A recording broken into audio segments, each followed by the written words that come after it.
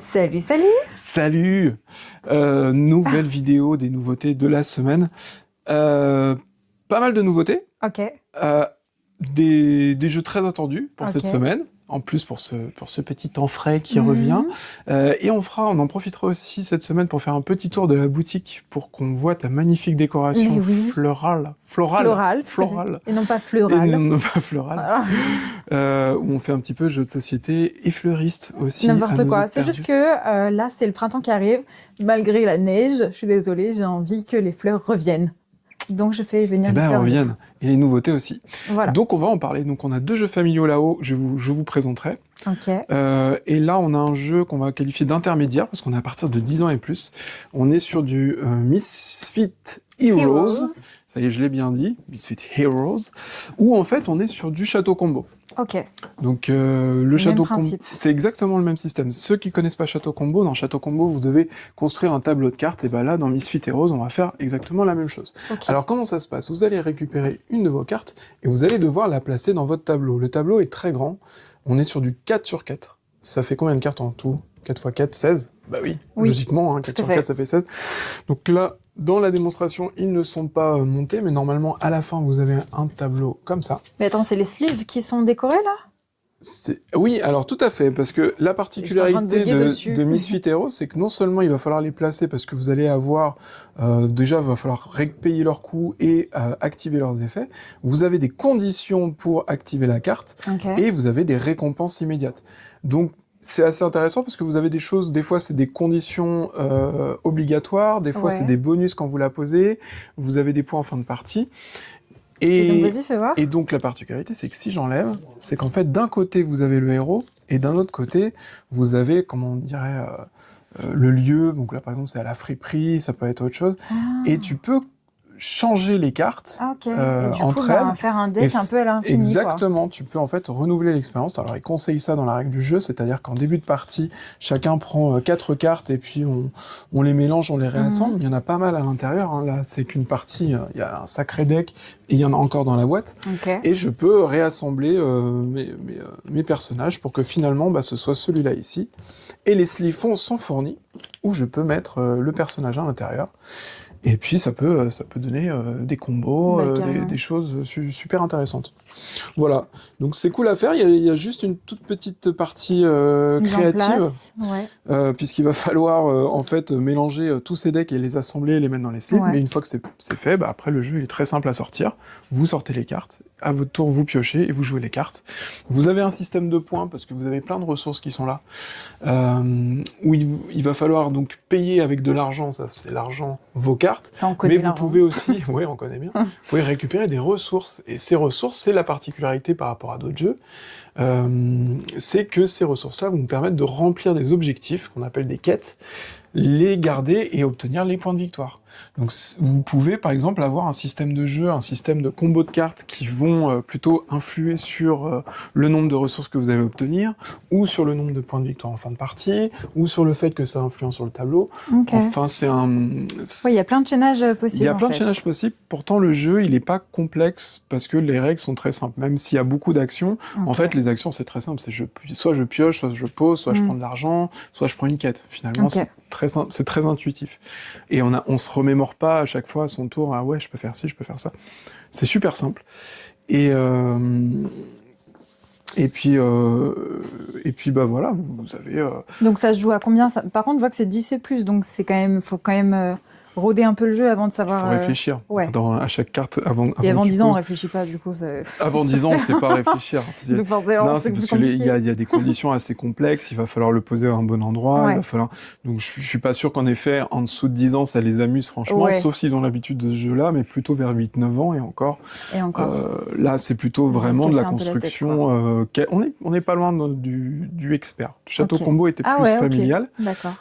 Celui-là est pas bien plus compliqué, sauf que les cartes sont plus exigeantes en termes de gestion. Voilà, on gère ses ressources, l'argent, tout ça. Et les parties en moyenne, du coup, on est sur quoi en termes de durée, parce que... Bonne trentaine de minutes. Ok, Parce que donc le ça se tableau, tourne assez vite finalement. ouais, le fait d'avoir un plus grand tableau, vraiment, ça te permet de vraiment réfléchir à ta construction, de faire des choses sympas. C'est super. On a Ok. fait une partie, c'est vraiment super. Voilà, moi je recommande parce que en plus c'est un peu un fantasme de pouvoir crafter ces cartes comme ça, de pouvoir les Carrément. modifier et se dire, ce serait trop bien que ce pouvoir aille avec ça. En Ça fait, veut ce dire serait que t'as trop- jamais vraiment rodé le jeu, même une fois que Ouais. t'as fait T'as pas X besoin parties. d'extension, hein. Je pense que là-dessus, Ouais. tu peux vraiment partir là-dessus. Ces combos sont déjà infinis, t'as pas besoin de plus. Ok. Et vraiment, tu peux t'amuser et te dire, on peut essayer de faire une carte vraiment cheatée, tu vois, vraiment trop forte. Parce que faut être clair, hein, je pense pas que les éditeurs et les auteurs aient pu faire l'équilibrage de toutes les cartes en combinaison avec tous les lieux. Mais bien sûr. Même si ils ont fait un super travail. Alors c'est pour ça qu'elles ont deux coups. En fait, t'as le coup du personnage et le coup du lieu dans lequel il est. Ok. Ce qui fait que t'as quand même ce truc où de toute façon c'est équilibré parce Ouais. qu'un lieu qui est fort sera toujours cher et un personnage qui est fort sera toujours cher aussi. Ok. Donc soit tu fais des cartes très très chères ou des cartes... Bon, c'est D'accord. super, j'aime beaucoup. Plein de possibilités. Voilà. Allez, ça marche. Qu'est-ce qu'on va voir ensuite? On va là-haut. On monte. Voilà les magnifiques décorations. Non, c'est plus joli vu de C'est l'extérieur plus quand joli même. vu de l'extérieur, mais bon, là, je vais faire un plan extérieur. Regardez, on a des petites fleurs en plastoc un petit peu partout. Arrête de dire qu'elles sont en plastique. Peut-être les gens ils le voient pas la Peut-être qu'ils la voient caméra. pas. Non, mais c'est pour ceux qui peuvent pas venir, qui sont trop loin, qui nous regardent de trop loin. Donc là, on a des œufs de Pâques, hein, donc si vous pouvez venir grignoter des œufs. Et là, on a des tulipes en hommage à Frosted Blooms. Voilà, notre jeu préféré. C'est grave. C'est tout beau. Et surtout, vous n'avez pas vu cette table des nouveautés. Je suis une nouveauté. Moi, Ah, vous- ce dont je veux vous parler, qu'est-ce qu'il y a? Non, je dis à vous, t'es contente quand même de... Ben moi j'adore ma déco. Ouais, elle est très jolie. C'est très fleuri. On a des clémentines, ce sont des fausses. Inutile d'essayer. Oui, donc vas-y, tu vas nous parler forcément du jeu le plus attendu. Le plus joli surtout, Phoenix. Phoenix, ouais. Phoenix, que j'avais déjà repéré, et en fait j'ai eu un coup de cœur uniquement visuel déjà, parce que sans y avoir jamais joué, je trouvais qu'il était absolument magnifique.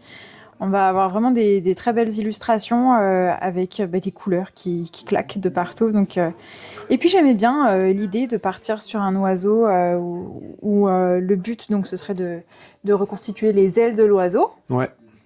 Donc on démarre le jeu, en fait le plateau avec donc c'est un jeu qui va jouer de 2 à 4 joueurs.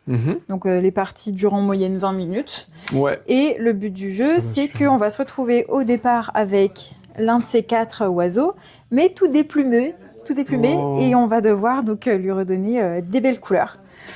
Donc, le principe est vraiment tout bête et tout simple. On va se retrouver avec des objectifs, avec donc des petits œufs, parce que c'est des oisillons. Donc, on est dans le nid du phénix. On va se retrouver avec des petits objectifs sous forme d'œufs, avec des combos au niveau des plumes. Ouais. Donc, soit il faut les mettre ensemble, soit il faut qu'elles soient l'une en face de l'autre, la même couleur. Enfin, voilà. Ouais, dans les nids, ouais, on a les plumes qui sont là. Ouais.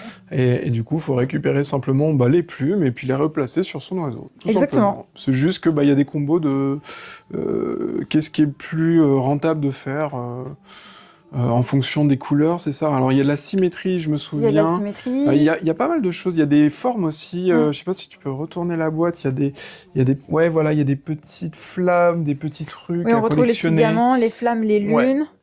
Donc c'est plus un jeu où je vais piquer la plume du voisin avant qu'il me la prenne parce que je la veux avant lui. Parce qu'on a les mêmes objectifs en fait. C'est pas chacun a son objectif. On peut choisir d'avoir les mêmes objectifs aussi. Non, mais on a les mêmes parce qu'on a le même décompte de points en fait. On a si tu te souviens bien, on a juste une grille des points qui dit si vous faites du multicolore, vous avez tant de points. Si vous faites. Oui. Mais je veux dire, c'est pas juste chacun fait son truc dans son coin. Quoi. Ouais, on est tous un petit peu.